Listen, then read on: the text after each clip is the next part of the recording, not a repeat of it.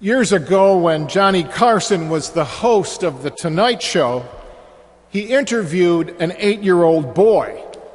The young man was asked to appear because he had rescued 2 of his friends in a coal mine outside of his hometown in West Virginia.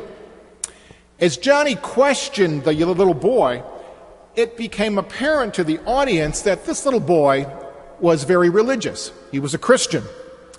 So Johnny asked him if he attended religious education. When the boy said he did, Johnny inquired, "What are you learning then in your religious education?" "Last week," came his reply, "our lesson was about when Jesus went to a wedding and turned water into wine." Well, the audience roared. Johnny kept a straight face. And then he said, "And what did you learn from that story?" Well, the boy squirmed in his chair because he really wasn't prepared to answer that question. But then he lifted up his face and he said, "Well, if you're going to have a wedding, make sure you invite Jesus." It's a great story, funny story, true story.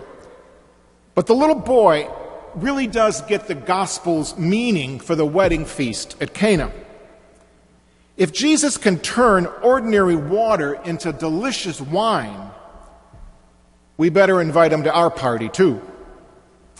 You see, the little boy understood the transformational power of this Jesus. And if this Jesus can change ordinary water into delicious wine, then the challenge for you and me this weekend is to allow the power of this Jesus to transform our ordinary lives into lives that have real power and meaning and exuberance. The writer of that gospel, John, uses this miracle as a powerful sign to each one of us. You see, the wine is symbolic of the Spirit. The inherent energy of this wine is strong because it comes from God.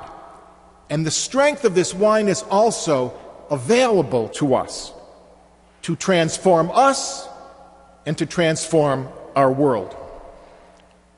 If any of you were here at Christmas time and attended one of the masses that I preached at, you might remember that I quoted from an expert on terrorism who tells us that if ISIS is to be defeated, what we must do is to provide the young people who are so intrigued by the message of ISIS a much more powerful message. And the message of the wedding feast at Cana is one such powerful message.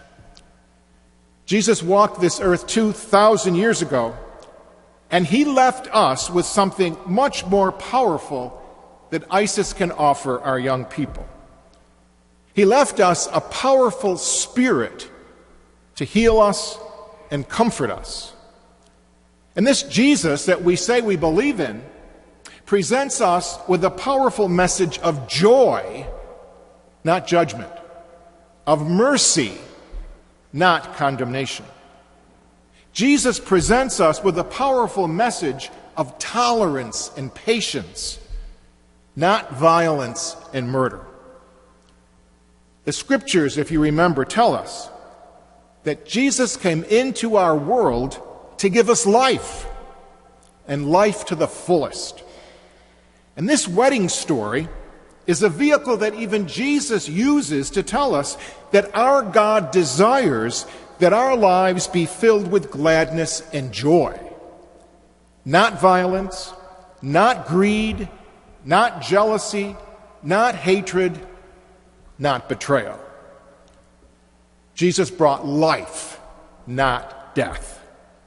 He left us with a Spirit that can transform the ordinariness of our lives into something extraordinary. Yet this is not the message that so many of our young people are hearing. Many of our young people are hearing a message of exclusion rather than inclusion, a message of prejudice rather than openness, a message of hate rather than love. And as I reflect upon this, I kind of wonder if it isn't due to some kind of a spiritual malaise that's hit our world and our nation. A very interesting study was just conducted by the Pew Forum on Religion and Public Life and showed the rapid rise of the religiously unaffiliated in the United States.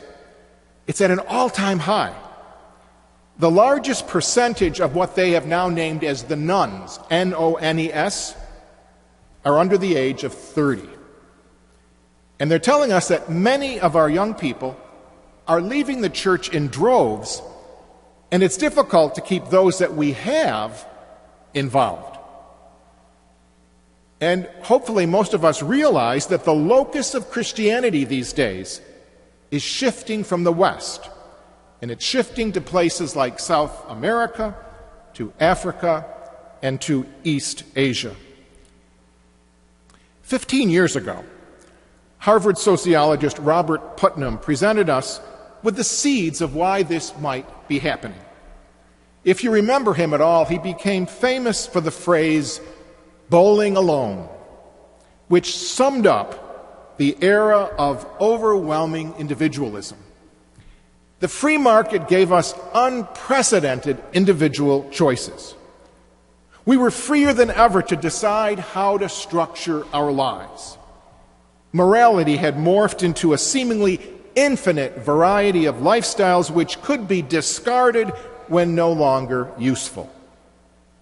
Every person for themselves. People were bowling alone. Community was lost and forgotten and not much important.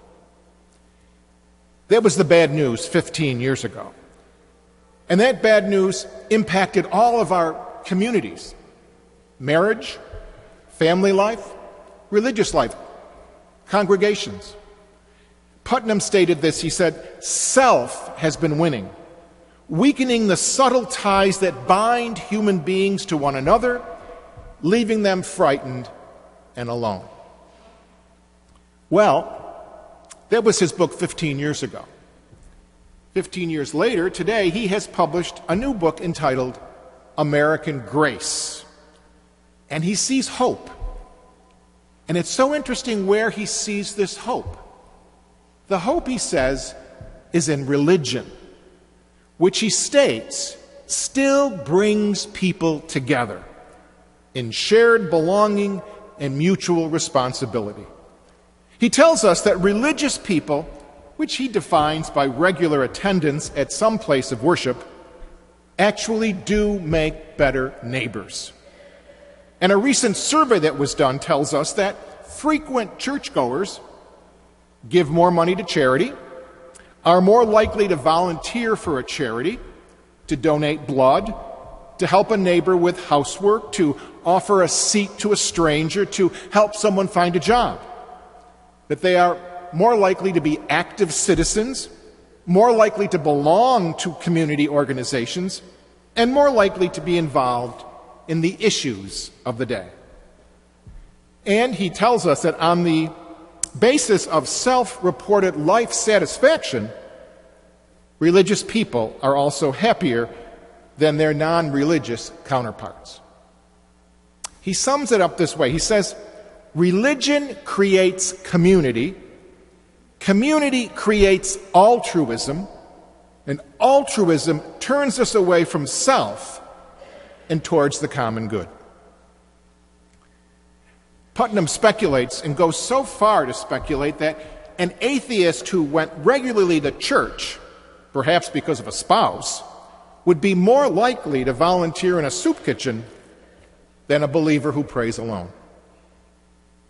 There is something about the tenor of relationships within a religious community that makes it the best tutorial in citizenship and good neighborliness. So a question for all of us. Do we really want a safer, more peaceful, and less violent world? If we do, then we, who say we are believers and Christians and Catholics, we must get our message out to inspire the young and lead them away from the message of hate and violence. We, each one of us, you and me, must share this God of ours who is present in all the aspects of our lives. This God of ours who died on the cross to share our sufferings and changed ordinary water into delicious wine to share our celebrations. That little boy who years ago was interviewed by Johnny Carson, he got it right. Jesus can transform what is ordinary into what is extraordinary. We had better invite him into our lives. Bowling alone is no fun, and in some ways has resulted in our young finding community in radical groups. So what about spreading our message and inviting these young people into our communities? Let's not forget, religion creates community. Community creates altruism. Altruism turns us away from self and towards the common good. It's up to each one of us to change the message that our young people are hearing.